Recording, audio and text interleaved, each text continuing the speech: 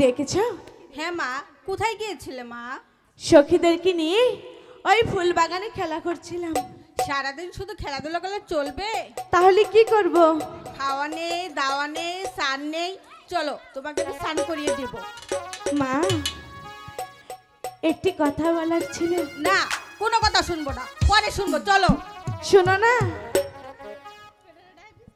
এতগুলো সখী ওরা বলছে আমাকে নিয়ে ওই শানুবান্দার ঘাটে যাবে চান করতে। না, শানুবান্দা ঘাটে যাওয়া যাবে না। কেন? তুমি এখনো অনেক ছোট মা। তাতে কি হয়েছে? তুমি সাঁতার জানো না মা। সাথে তো সখী আছে। সখী থাকলেও আমি যেতে দেব না। যেতে দাও না। আমি বলেছি তো যেতে দেব না, দেব না, দেব না। হাই গো বিদায় জানবি তাই দেন প্রাণের মাগো, মাগো বিদায় দে এ না মানে মা, যেতে দাও না।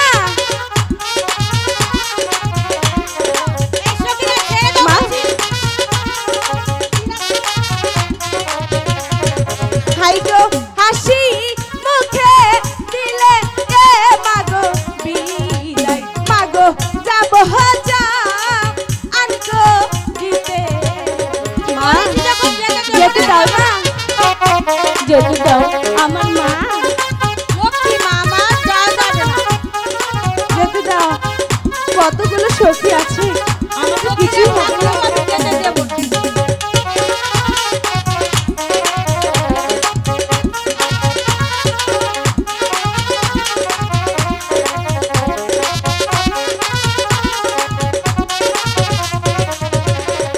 হাই গো হাতে ধরি পায়ে এ মাগো পরি, মাগো বিদায় দে এ মানে পায়ে পড়লেও আমি যেতে দেব না।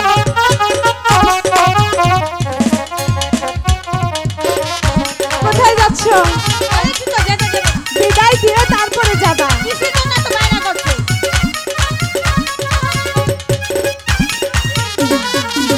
যেতে দাও না মা। না, সরে যাও বলছি।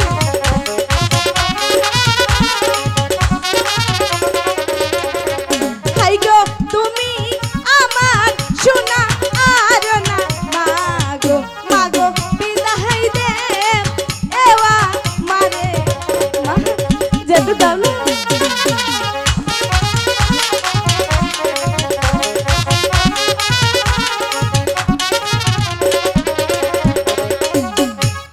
এত করে বলছি, যেতে দাও না। ঠিক আছে মা, এত করে যখন বলছো তাহলে যাও। মা, আরেকটি কথা বলার ছিল। আবার কি কথা? যেহেতু চান করতে যাব, তোমার এই কলসিটা যে আমার খুবই দরকার। না মা, ওই কলসিটা তোমার ঠাকুমার হাতের, যদি ভেঙে যায়? কলসি কিছুতেই ভাঙবে না, আমাকে দাও না। আচ্ছা ঠিক আছে, সখী কলসিটা নিয়ে আসো।